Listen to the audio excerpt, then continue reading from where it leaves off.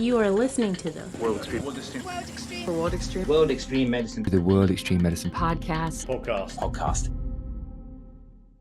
Hello and welcome to the World Extreme Medicine podcast. Today I'm joined by Dr. Sophie Camp. Sophie is a GP trainee and Army Reservist, and today we're going to be chatting about the opportunities available within the military as a reservist, including everything from sailing to high-altitude expeditions in the Karakoram.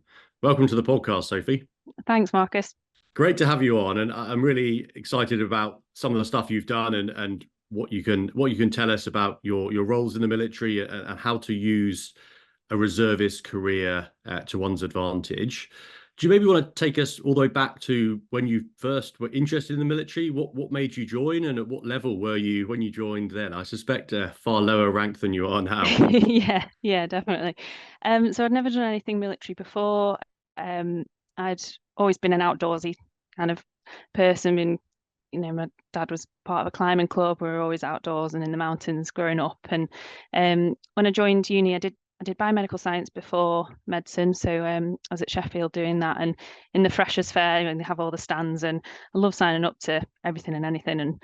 And they had a stand for the officer training corps, and most of it, the pictures were all skiing and sports and things like that. I was like, oh, that looks really interesting, but I was a bit scared off by the people in uniform. I've never done anything like that before, but I was basically drawn in because he said you could get paid to go skiing. So I was like, sign me up. Not really knowing what I was signing up to. They were like, oh, let's take you down to the barracks and show you around. And before I know it, they were showing me different weapons and so what I signed up for. But after that was it then. I was made lots of friends at uni, did lots of things in the officer training corps whilst I was doing biomed, and then did kind of the basic soldiering leadership type skills there, and then went more into the medical side from there. When I joined med school, joined as a combat medical technician. It's like a military paramedic. Went from there, really. Nice. And how long did you have between your first degree and medical school? Did you get up to some interesting stuff then, or was it straight into more study? Yeah, so I took a year out after biomed, because I did the 5-year undergraduate med school course. I couldn't get the funding, so I worked full time for a year between that, in a school and as a carer, but also took the opportunity to stay within the officer training corps, and went on a sailing expedition. So I did a competent crew, which was just a week, kind of giving you the basic skills of how to sail, and then saw this opportunity that you could sail across the Atlantic. So I was like, why not? Give that a go. And before you know it, I was setting sail from Lanzarote 3,000 miles across to St. Lucia with a group of people I never met before.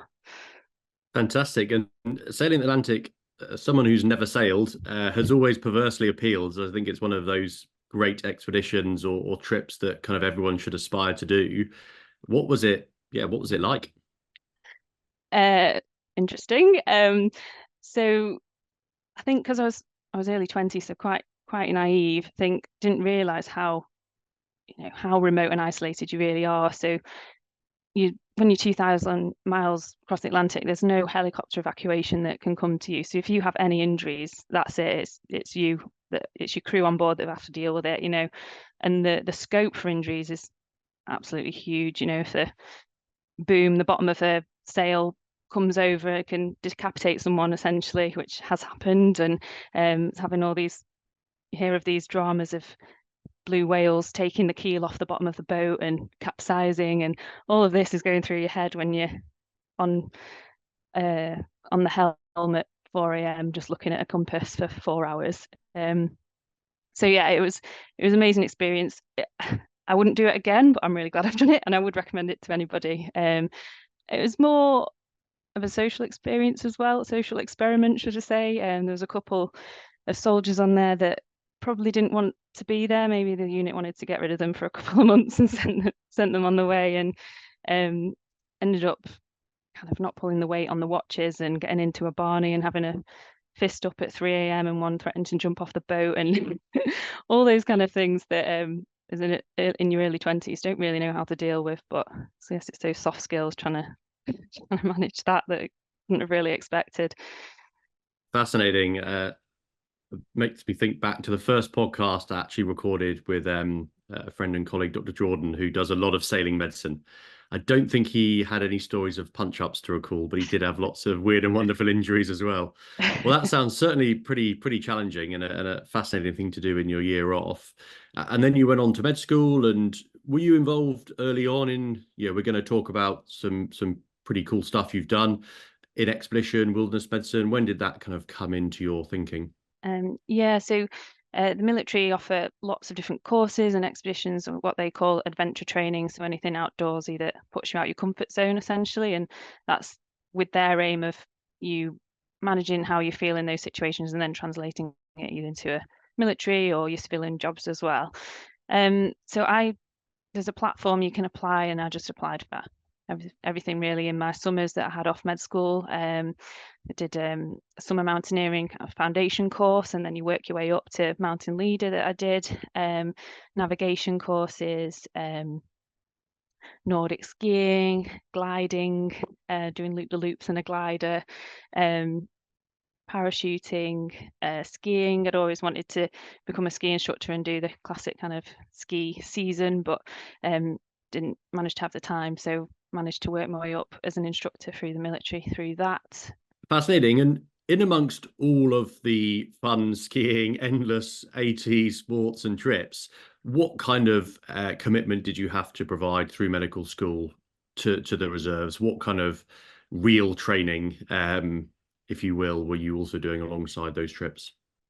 Yeah, so you get what you put into it, and it's not all outdoorsy, expeditions and things. There's lots of really good quality training that you can do. As a reservist, you have they say a minimum commitment of about 28 days a year, where you do your kind of mandatory training, what we call your green skills, so your field craft, making sure you can stay out in the field and kind of administrate yourself and things like that. And then there's loads of other extra courses that you can do professionally. My CV is mostly from courses that I've done within the Army. So battlefield, advanced trauma life support, pre-hospital emergency care, military, major incident management, travel medicine. I've not done the travel medicine, but it's on the list. Yeah, there's lots of opportunities and conferences that you can go to. And if you're a trainee, especially in my foundation years and GP training, most hospitals or trusts that you're with sign an Armed Forces Covenant to show that they support the medical reserves and that your training complements your civilian role. So you get extra special Army leave on top of your annual leave. So it's another month out of F1, F2 when you're running around like a headless chicken to, have a different change of scene and refresher. Couple of weeks off the obs and gynae rota to do a major incident management course sounds like a pretty good trade-off in my eyes. Definitely. Excellent. So through med school and into F1, F2, and it was around that time that you commissioned from Sandhurst. What was that like? Yeah. So before that, as a student, mentioned I came in as a combat medical technician, so that's as a soldier route. And then once you graduate as a doctor, you can then go and do the Sandhurst Royal Military Academy of Sandhurst, and then you commission as an officer, as a medical officer. So you go and do what's called a PQO course, a professionally qualified officer course. So you're with other lawyers, nurses, pharmacists, vicars. You meet some really interesting people. It varies with how long you have to go for, but it's usually about 4 weeks. The regular full-time course is a year, so it's very crammed in. Obviously not the same experience of people that are there for a year as the regulars, but it gives you a bit of a flavour and an insight into it, and a foundation for going forward. And what was the best bit? Parading around in a funny outfit or sleeping under the stars? I think it's very much type 2 fun when you're there. What am I doing? And then after, you look back so fondly on the whole experience, and you go back after I commissioned, I went back and it was the height of COVID and everything had changed. It was such a surreal time. But the best bit for me looking back was you do a field exercise, and then you have a casualty evacuation. You're holding the stretcher and you're wading through some like big bogs and and rivers as a team, and your adrenaline's high, and yeah, it's just such a good experience. Very surreal. And then the next day you're in your finest, all polished till 3 a.m. Uniform, and marching up the steps with a horse behind you. It's really surreal.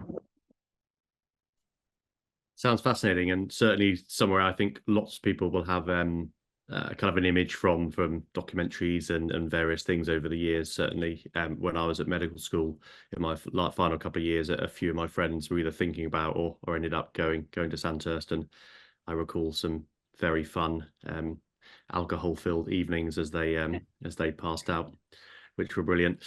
And so post F2, you took a bit of time out. What did you how did you fill your time then? Yeah, so I knew probably from my first shift as an F1 that I wanted to take an F3 year out, get off the hamster wheel of training. I think people can often be very sucked in by what you're doing next in your training, next. But actually taking your foot off the pedal and doing something different, I think for me was really important. So my F3 year, I did quite a few different bits again with the military, filled it to the brim. Went to the Grand Canyon and wild camped in the Grand Canyon as an expedition, going to try and find creeks on the map with water that had completely dried up, and never really felt that desperate for water before, so that was pretty scary. Did a few more kind of mountaineering qualifications, and then I applied for the a tri-service expedition. So RAF, Navy and Army, they do a big expedition every 2 years. The last one was before this one was Everest. So like, I'm going to give that a go.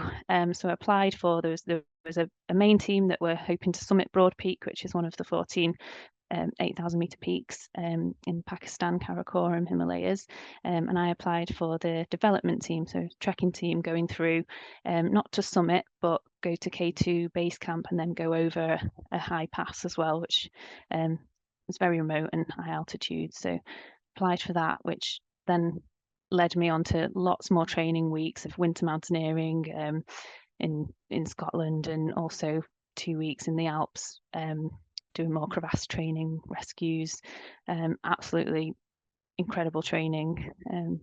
Fantastic. As someone who took several years out between training, I fully agree that hopping off the hamster wheel at every chance you get is very important. And so you mentioned the Karakoram trip, which we'll come into in lots of detail. When did you end up doing that? So it sounds like it started back in between or post F2. How long did it take before you actually got boots on the ground in Pakistan? Yeah, so I applied it in my F1 actually, and then because of COVID, it all got delayed, which for me, in a way, it was 4 years before we actually got boots on the ground doing the trek, but it meant that we got more training weekends and weeks, which is always good to have to make you feel more competent when you're in that environment. And also we got to know everybody really well, we're a real team and friends, and just makes expeditions so much more fun, doesn't it? And you can have a good laugh with everybody. Absolutely. When did you head off for Pakistan? This is summer 2022, 2 years ago. Okay, so a little while back, and talk us through, heading towards. So, as someone who certainly had their eyes on K2 base camp as a trip for a few years now, it's pretty remote, even getting to the start, isn't it? Talk us through, early days of the trip. Yeah, so we flew to Islamabad, and then from there it's a two-day van drive, and then you go over the Karakoram highway, which is pretty scary. I didn't want to look at the statistics of how many vans had rolled over the side. Crazy drops either side, and they don't know what brakes are there, so they even speed up around corners and just beep, and hopefully that another van will hear them on the way around. So I just close my eyes most of the time. But we made it through that, and then it's another 2 days in a 4x4 off-roading, where you did see a lot of rolled Land Rovers at the bottom. So 4 days of just getting to the start point essentially. Yeah. Fascinating. And talk us through what was your role within the expedition in terms of medically, and what kind of medical setup was there? How many doctors, healthcare professionals were on the trip, and how are they split between? Sounds like there was two separate sort of objectives, Broad Peak and then also the trekking team. Yeah, so I had really good medical support around me. So I wasn't the sole doctor as an F3, not CCT'd yet. So I was really lucky to have senior CCT'd support around me. So on my team, there was myself and a ST5 anaesthetist, and we worked together to help doing the medical planning for that, making sure everybody's got the vaccinations. And we did a medical training weekend for everybody beforehand, giving them basic skills of, if you need to, this is how you give an IM injection, how do you take somebody's pulse, things like that. And then on the main team, the summit team, there was a GP who's very, very experienced in high risk and remote environments. And then there's another naval GP, and then we had an A&E reg as well. So lots of really good experienced medical help around me, which really came to the fore when I go on to talk about what happened.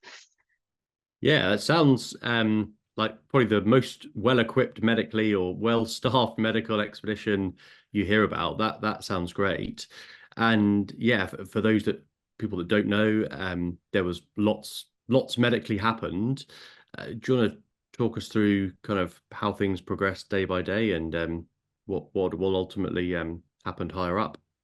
Yeah, so this is my first expedition where I'd been given a medical role or responsibility. And on these expeditions, you kind of expect, primary care problems, D&V, ulcers, MSK problems, GI upset, things like that.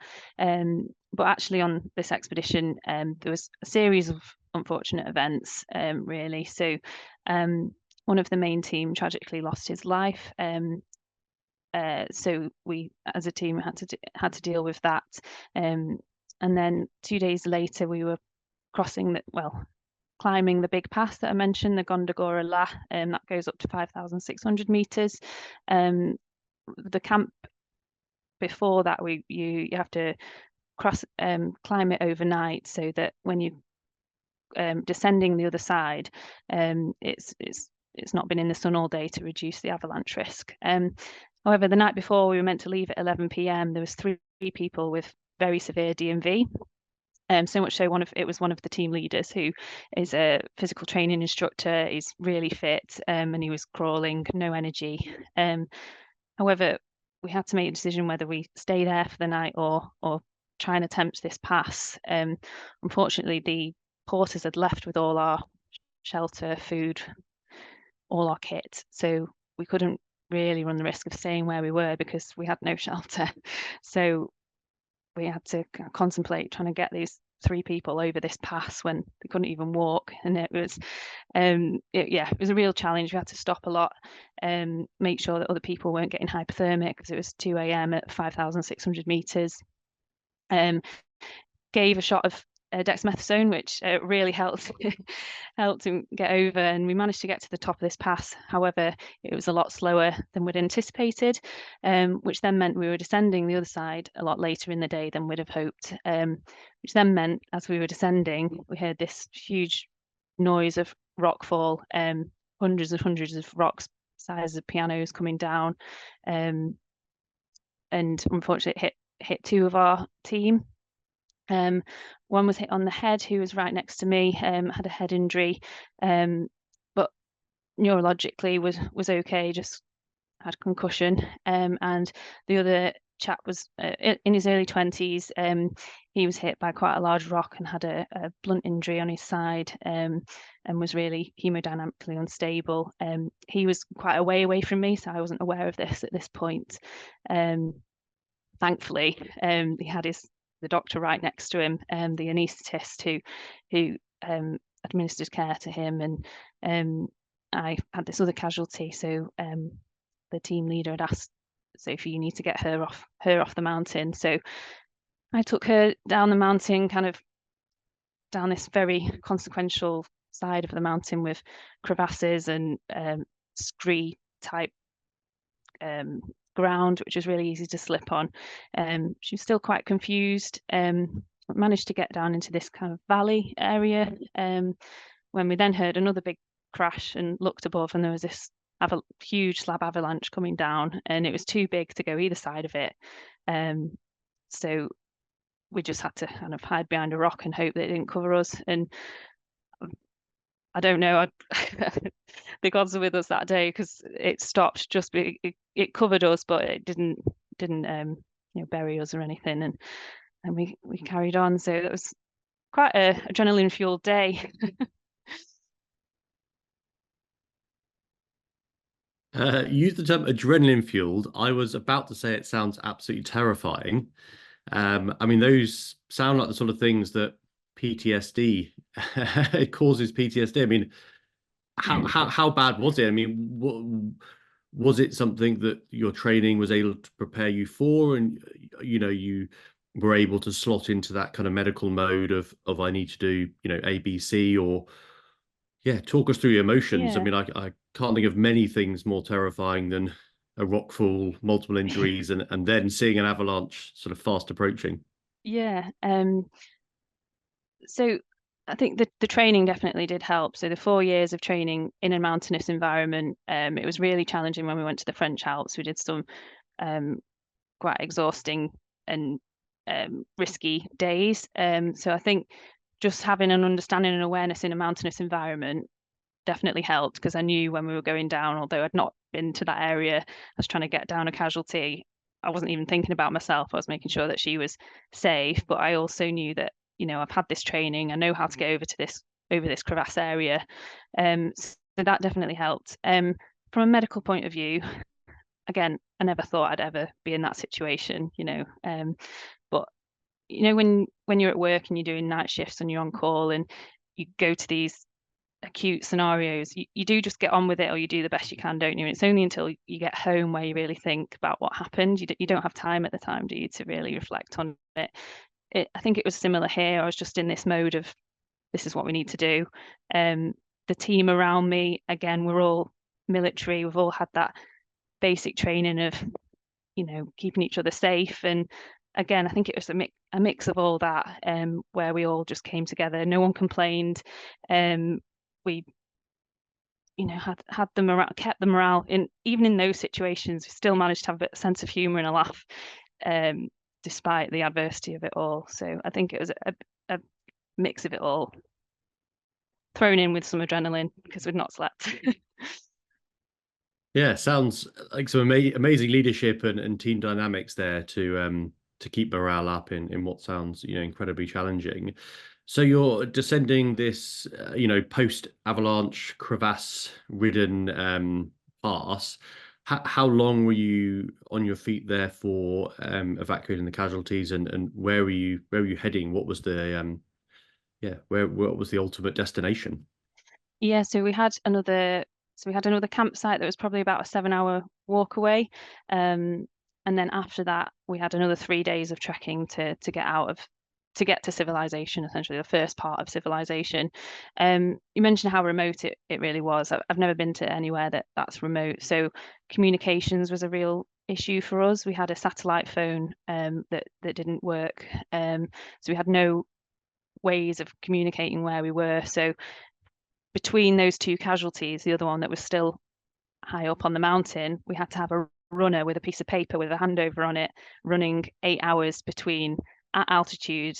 And the runner was the chap from the night before who was crawling, and he somehow found the energy to be able to do that. So there was a real lag of communication. So we finally, when I got to camp, we got this letter of what had happened, and we sent a team up to help with the stretcher evacuation. So again, with the medical planning, we'd split all the medical kit so that if somebody fell off the mountain, which could be a real risk, we wouldn't lose all the kit. But unfortunately, where it happened with the chap with the serious injury, in the rockfall, they didn't have a stretcher, so the porters used a bit of tarpaulin, and tried. He's really quite a heavy guy, 90 kilos. To start the evacuation. Then we joined and did kind of rotations to get him in. I don't think we got him in till about 10 p.m. that night, and the rockfall was at 10 a.m. Yeah, so his injuries we didn't know at the time. He was quite very unstable. So we kind of gave him prolonged field care overnight. Myself and the other doctors did rotations of monitoring how he was. And then we had to have the decision. Hopefully there would be a heli evacuation the next day. However, where we were, they did have signal on a phone, but they said the weather was too bad where they were leaving from, and the heli couldn't come until another 3 days. So then we had to make the decision of, do we leave him here with somebody else with the risk of him deteriorating with no other medical care, or do we stretcher him for 3 days in rotations between the team and get into civilization? We even thought of, can we carry him on a mule? You know, this we called it the mule of shame for other mountaineers that couldn't quite hack it and had to come back on a mule. But because of his internal injuries, it could have made him a lot worse, which glad we didn't in the end, because I'll go on to what his injuries were when we got to the hospital, if you like. Goodness, yeah, the thought of being on a mule post incident, banging around, doesn't really bear thinking about. So helicopter was delayed, and how and when did you eventually get to a hospital or something better than a bag of gear in a tent on the side of a mountain? Yeah, so we started with casualty, carried him for a few hours, which was really hard work. It was still undulating terrain, still high altitude. You know, you're tired just taking a few steps when you're carrying no weights, but rotating round, and you could tell how exhausted everybody was, both mentally and physically, and the risk of other injuries, heat exhaustion. It was actually really hot at that point, and ankle injuries even. You know, carrying that weight over scree ground where you can't see where you're stepping. It You could tell everybody was quite worried at this point. Our prayers did get answered, and a helicopter from the Pakistan Army came to evacuate him. We weren't sure who to go on the helicopter. There was 2 helis that came. I couldn't go with the casualty, so I went to another one.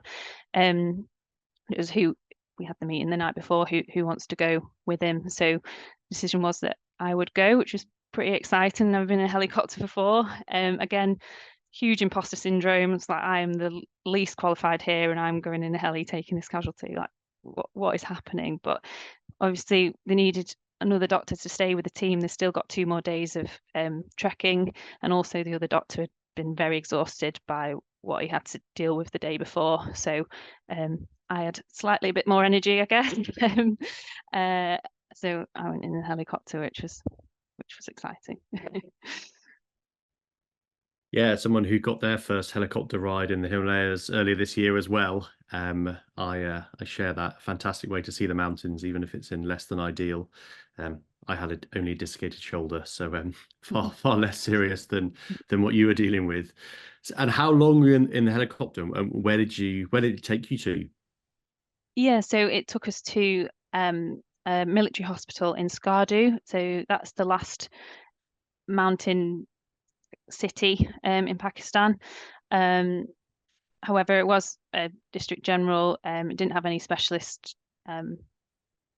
resources. So we got there, went straight through to A&E, and then explained what had happened and can we get him a CT scan, and they wouldn't scan him until I paid for the helicopter for the insurance. So frantically on the phone to the insurance company trying to cover this £20,000 before they'd scan him. Managed to get that done, and then the CT scan showed that he'd got a grade 4 splenic rupture, which is the highest grade you can get. Most of the time people hemorrhage and die from it. It's interesting if we do look into it as to how he did kind of survive that, whether it was the altitude and he was hypercoagulable state, that he was waiting there for 6 hours before he was stretchered. Did that allow him to clot off? Who knows? And he'd also got hemoperitoneum and a pneumothorax and 3 fractured ribs as well. Goodness me. I mean, yeah, almost a miracle, like you say, to survive such injuries. I mean, you touched on there some of the sort of environmental factors that may well have led to increased survival. And it reminds me of stories and reading about the Falklands, where actually they think a lot of people survived traumatic injuries because it was so cold, Mm, that actually perhaps they didn't bleed as much as you would, somewhere like or Afghanistan or Iraq. mm. What care were you able to provide, immediately, and as a team on site for those injuries, before you evacuated him by stretcher on the mountain?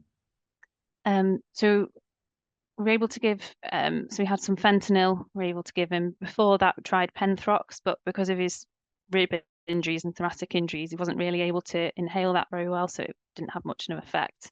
We gave him some TXA as well, so hopefully that really helped from a bleeding risk point of view. Yeah, but that apart from that, everything else was basic care really. Yeah. Well, I wonder if that's what may well have made the difference, mightn't it? Some early TXA with such a bleeding risk. You'd Yeah. like to think that that may well have been the intervention that saved him. So Yeah. you've just forked out 20, 30,000 pounds for a CT. And did he have surgery in Skardu? Did you Yeah. take a stage 4 spleen out at that point? Yeah. So from then on, my role kind of changed more into a liaison officer, I'd say. Hopefully with some, I'm not a specialist surgical expert, I didn't know whether it needed surgery or not. So thankfully, I couldn't get in touch back with the other doctors on the team. There was no signal. Thankfully, I'd had the app called Pando. I don't know if you've heard of it. It's a reach back app. So I was able to, at 3 a.m. on the floor of an ICU, able to get in touch with a general surgeon from the Birmingham Queen's Hospital, hand over everything clinically. Confidentially, I was able to send the scan pictures, reports, explain what happened. And he said, because he's stable now, I would keep him there to see what happens, rather than operate. But we need to get him back to the UK with a view of potential operation and see how he is. So then I was liaising with the Pakistan surgeon who was really keen to operate, said, I've not done this in 20 years, but it'll be okay. So again, their medical culture is a lot less regulated, let's put it that way. So I was trying to manage that between them, and then also getting back to the UK and organising that evacuation. Yeah, goodness. I mean, almost even more challenging. The medical side of it, like we said, comes from training, but being able to deal with completely different culture, both just sort of generally and medically, must have been a real challenge. And how long before the rest of the team did you all converge on Skardu after they managed to walk out? How long before everyone was kind of back together? Yeah, it was a few days before everybody else came back, so it was a massive relief when the others came back to join me, and they kindly let me go and sleep. So yeah, it was a few days that felt like a lifetime in that hospital, sending lots of different emails back and forth, phone calls, communicating with the casualties. Wife, he'd just had a 3-week-old baby as well, and his mum, updating them on what was happening, which was still very unknown. I was always on tenterhooks as to whether he was going to deteriorate, which if he did, then we also had the view of needing to evacuate him to Islamabad, which again had to plan whether it was by a helicopter or plane, with the extent of his lung injuries, and that to consider as well. Gosh, what a you know adrenaline fueled, as you say, trip. And even at the end there, so much challenge. You can often think that once you're back to civilization, if you will, and a hospital, you can hand over. But it sounds like lots of challenges day to day with next of kin and the surgeons to deal with. So I said you've finally made it back to the UK, and he made it back to Yeah, Birmingham to the surgeons there. yeah. So I forgot to mention when they also offered if he was to be transferred to Islamabad, and he was in ICU at this point, would I go as the transfer doctor? And they threw me a laryngoscope and said, you know how to intubate, don't you, if you need to? So, again, rather blasé, and I had to say, no, I'm an F3. This is far above my scope of practice. You need to get, we've paid this insurance. You need to get a qualified intensivist out here. Again, back and forth. Finally managed to get a civilian aircraft out, just a small plane with an intensivist and a nurse on board, and the other doctor. I went back with the team across that horrible overland experience again, and the other doctor flew back with him. And what was it like getting back to the UK? So you mentioned that actually, as a lot of people will find, it's often days or weeks or months after something so traumatic and difficult that you really actually start to process it. What was it like getting back to the UK? Kind of what kind of support did you have, and how did you go about processing what sounds like an incredibly full-on experience, as you say, for someone who certainly got a lot of medical training, but you know, also more junior in your career than others on the trip? Thankfully, I had a bit of time before I was back into medical training. The other doctor, the day he got home, he was back on rotation of obs and gynae and anaesthetics, and when we meet up, and he said that it was really, really hard. I don't think I'd really processed what had happened, and I was absolutely exhausted. And in hindsight, you do need that time to, as I say, reflect on it. Support network was really important here. I found just talking about it just really helped. We were offered, when we got back to the hotel, we had to have a debrief as a team, which was really helpful. And the A&E Red, she's done quite a lot of wilderness medicine before, so she debriefed us, and we were able to talk about the challenges, and there's a bit of opportunity to say what happened here. And I think we tend, as humans, we tend to go to what we did wrong, and we all did. We could have done that. Why was there such a delay? Why were we waiting so long before we were able to get him out? But actually, we then said, well, what did we do well? And that's really important. Like with any medical debrief, isn't it? When you go to acute situations, I think that debrief, even if it's 5 minutes, is absolutely invaluable. And I think from my experience in F1, F2, don't often get that, and you go home wondering what happened, and you don't really get to process it. So that support was really good from the military and family and friends, and offered the TRIM. So I don't know if you've heard that, the trauma risk incident management. So it's not mandatory, but it's something the unit offers. If it's just an opportunity to sit and talk through what went on. It's not counselling, but they're able to signpost you if you are struggling. So that really helped for me, just talking through it as I am now. Yeah, absolutely. I think you're very right that we are all very bad at jumping to the negatives, aren't we? But as you've gone through it, it sounds like overall, an absolutely superhuman effort, and the correct care when you needed it. And he survived something that sounds like the vast majority wouldn't, certainly in that spot. So an incredible effort from the whole team. And I know that ultimately there was an investigation, as most of these things in the military. There'll be a sort of a formal investigation. What was that process like, and how were you involved in that?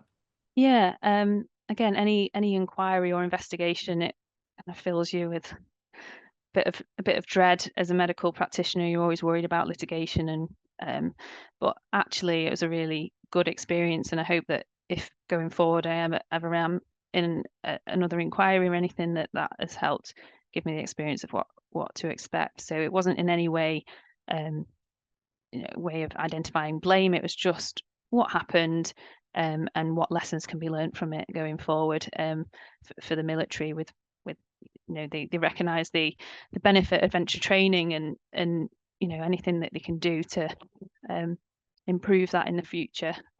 So went down, and it's about 3 hours where I was just gave a statement of what happened. They asked a few questions about the training and things, and then it all goes in. It took 2 years until it's been released. It's only actually been released a few months ago. but it's really in detail document, which is incredible how much detail they've gone on to into really, you know, so much so as to the chap who lost his life, looking at his boot and the friction marks on the boot, whether that identified it as whether it was during a fall or before the fall, was it a issue with his boot, things like that is just so detailed, and that goes on the government website for all the public to see. So yeah, I think it was a really good experience to be part of.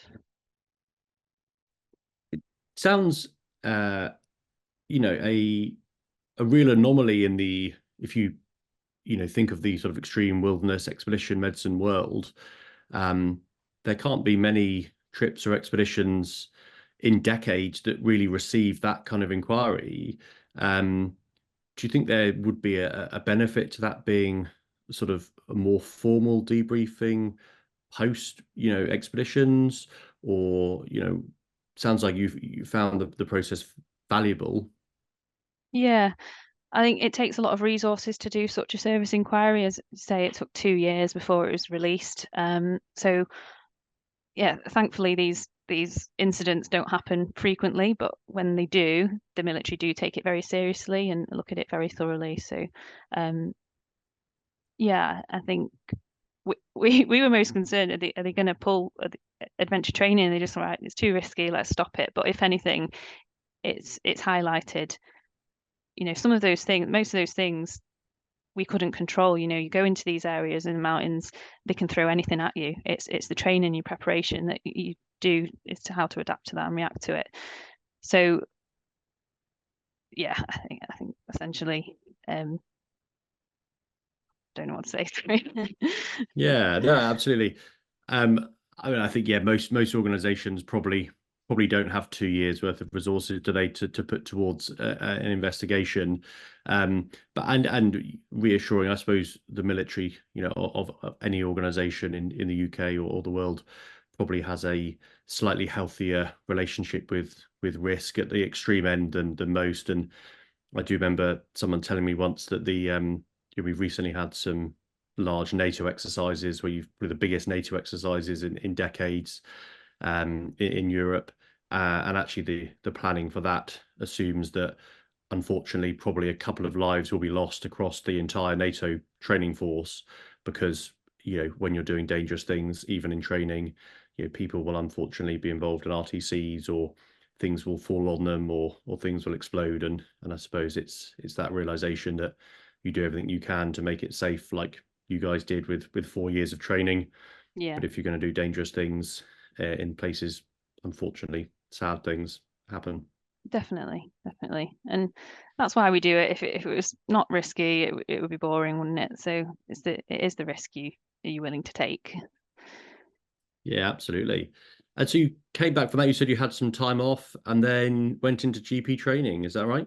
Yeah, so started GP training that next February. Yeah. And so what led you into that? So sounds like you probably didn't fancy a career in general surgery after all the splenic injuries. Obviously, as a GP myself, always great to hear someone as great as yourself doing, life cool things, going down the GP route. What made you make that decision? Yeah, I've always loved GP. I love being in the community. I found hospital shifts sometimes a bit of a conveyor belt where you don't really get to know patients, and GP allows you to have that variety in your career. Very much hoping to pursue a portfolio career. So having that variety, I think, is key to any job or life in general. So it gives you that flexibility, doesn't it? So hopefully do some clinics, but then also alongside, hopefully continuing the expedition medicine. I've not been put off. And some teaching, education, and other things with the reserves as well. Right. And have you managed to combine much? How's that, the initial years of GP training been with combining, going back to an NHS role alongside your reservists? Have you managed to utilize your time for both your kind of standard training each year and also more interesting opportunities? Yeah, thankfully the training pathway again has been really supportive with giving me extra time to do the military training. Again, you need to balance that. So the reserve training is really flexible. They know that you're all healthcare professionals, so they know you'll be working night shifts. You won't be able to make some weekends training. You know, I've had my GP theory exam, the AKT, recently, so I had to take a bit of time out of the reserves for that. But they completely understand that, and you know, getting this qualification as a GP is then enabling me to continue with the reserves and you know, CCT as a GP, and hopefully then deploy within the reserves as a GP. And for those people who are listening to this and thinking, well, perhaps the military, the Army, Navy, Air Force might be an option for them, either as a reservist or a regular. Talk us through over the next few years, how do you expect to use your CCT, as you say, in a military role? What kind of opportunities are there, and what could people look ahead to if they're in the middle of training to in the future? Yeah.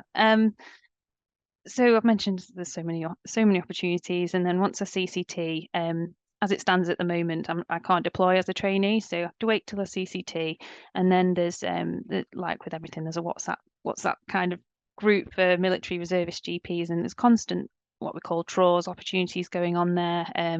You can go to Belize and be the GP there. You could go to a base in Canada. There's Nepal. You know, if you love travel, there's opportunity for it. And then again, I mentioned some of the extra medical courses that you can do, the major incident and pre-hospital emergency care courses and things like that are open as well. They're trying to make it as one army, so regular and reservists. So the opportunities that are open to the regulars, they try and open to reservists as well, and we can hopefully bring our civilian NHS skills into that space as well. You mentioned the regulars. Clearly, as someone who has you know, worked very closely with the military, done loads of stuff. Any reason that the regulars weren't for you, and you're happy to still be a reservist? Yeah, I think for me personally, reservist has worked because I've been able to, you know, do as much or as little as I like. Whereas as a regular, you are, you know, they decide where you go and when, essentially. I would consider it in the future. It depends where I'm at with family life and things. My husband's in the regulars, so if I was to then join regular, we probably wouldn't see, you know, we don't see each other much now, but probably wouldn't see each other much at all. So it's considering that, but there is scope in the future to join the regulars. And from a GP point of view, for those that have never done anything military before, you can go to barracks and be a civilian employed locum on a military barracks to get a bit of insight into their systems and kind of occupational health side of things. Excellent. Yeah, I have heard it's yeah, it's definitely a different role to civilian GPing, slightly slower paced, and lots of interesting sort of aspects that you wouldn't see. And there's, yeah, like you said, there's various agencies that you can sign up for, and lots of opportunities.